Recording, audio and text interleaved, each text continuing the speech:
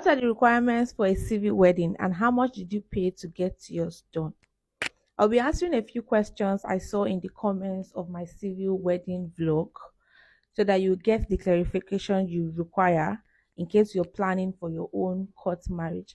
But before then, I've been seeing people argue in my comments saying that what I did was customary wedding and not statutory wedding, that it is not a civil wedding, that what I did is just like what I did in my father's compound and stuff like that. I can even um paste the screenshots of those comments so that you see that I'm not making these comments up.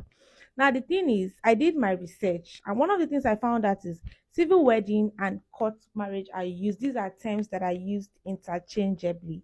The two of them are mixed up, and sometimes, in some cases, they mean the same thing. Why some other times they are not exactly the same. The difference between a court marriage and a civil wedding is that a civil wedding is just like a court marriage that was conducted in the location of the couple's choice. It's just like what I'm supposed to do in the courts, but now I want it to be done maybe in my compound, or I want it to be done in a garden, at a beach, or anywhere that I choose. That is what makes it a civil wedding. But in most cases, most times, people use them interchangeably, and there's actually no harm in that. That is why I said this is my civil wedding, even though what I actually did was a court marriage. The wedding was held in a court. Now, statutory marriage is a court marriage. You know, you go to the court, that your marriage is documented, is registered, and is conducted by an officiant, somebody from the court, maybe a barrister or a registrar, anybody from the court. Do you understand? That is statutory marriage. It is documented.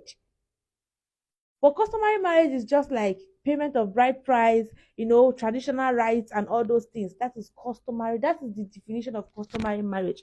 I'm going to be reading from my own research. This is something that I Googled and found so that you don't think that I'm making this up. Because sometimes you people make arguments based on what somebody told you, something you heard, not something that you actually Googled and found out for yourself. So you are trying to impose your own beliefs, your own understanding of a term on somebody else. Now let me read that stuff for you so you see what I'm saying. I'm going to answer all the questions people asked for those who are planning to have their own court marriage, civil wedding, whatever it is. I'm going to answer those questions so that you know exactly what to go to the court with, how much you're paying, and stuff like that. But let me clear this, please. That is just the way I posted that Ikwere is not Igbo, and a lot of people came for my head. They are insisting that Ikwere is Igbo. Even Ikwere people are not, they are not happy about it. They don't want to be Igbos. But you're not from Ikwere. You're the one insisting that Ikwere is Igbo because of some historical stuff that you read somewhere, and then you feel like Ikwere is Igbo, and that is what must be. Anybody who says Ikwere is not Igbo, we should cut off the person's head. So let me find that so that I will show you. Okay, this is customary marriage. A customary marriage is a traditional marriage ceremony. It is conducted according to the customs and traditions of a particular ethnic or cultural group. So, customary marriage is your traditional marriage. It is that marriage that is held in the girl's father's compound in your hometown. That is customary marriage. So, I don't know why I would go to the court for my husband to pay my bride price. So people are telling me that what I did is customary marriage. It is not statutory marriage. It's not a civil wedding. It's not court marriage. And I don't get it.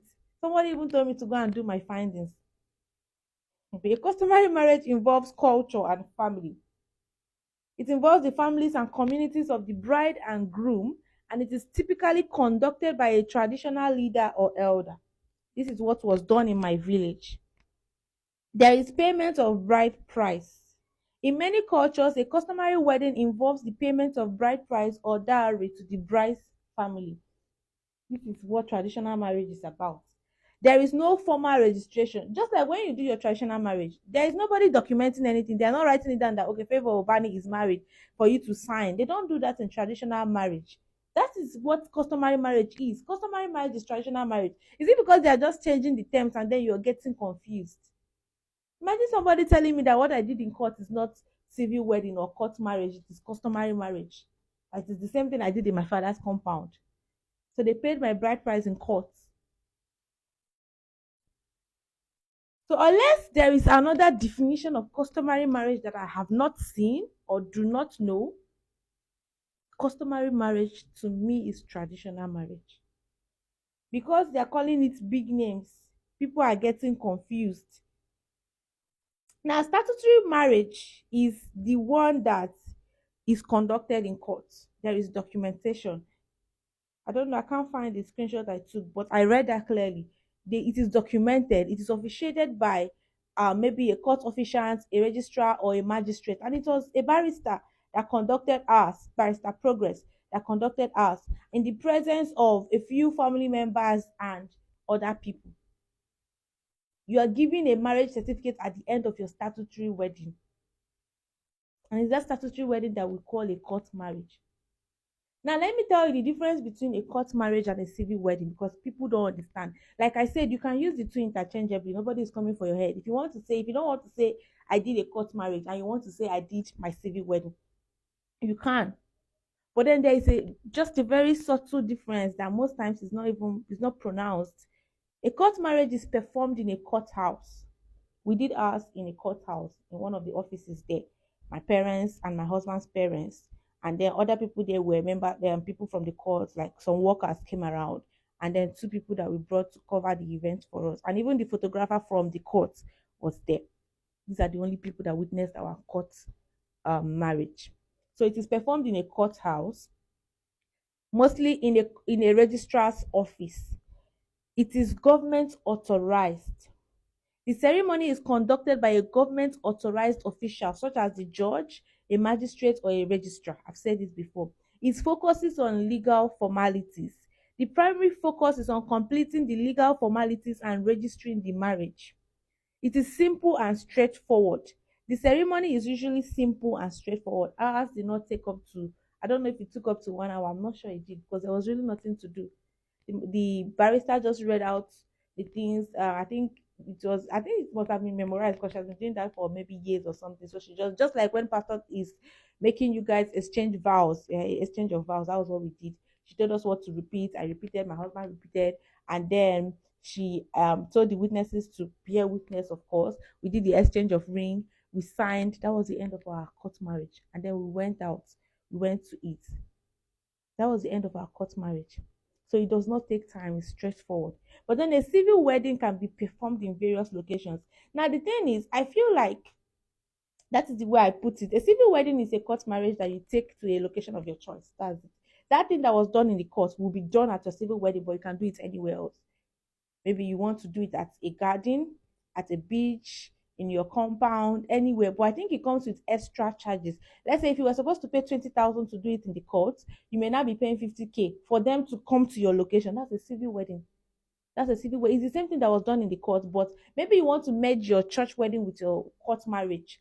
You want to do it on the same day, the same venue. You can ask the barrister or the registrar or whoever is supposed to officiate your wedding in the court to come to your location. You now have to pay extra money. So a statutory marriage is a court marriage. A customary marriage is traditional marriage. I don't know if it is clear now. Please do your research before, because something you knew before may not be the same now.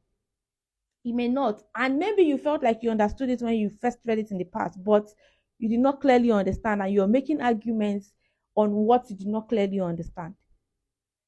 Okay, so let me take some of the questions I got in my comment section. I was taking note of the questions because I wanted to take my time to make a video to respond. Like I said, I do not create content around marriage, love, or anything like that. I am a digital product coach. I only decided to share moments from my marriage. So let me give answers to some of the questions I got. Can someone do the two weddings together? That's the civil wedding and the church wedding. And yes.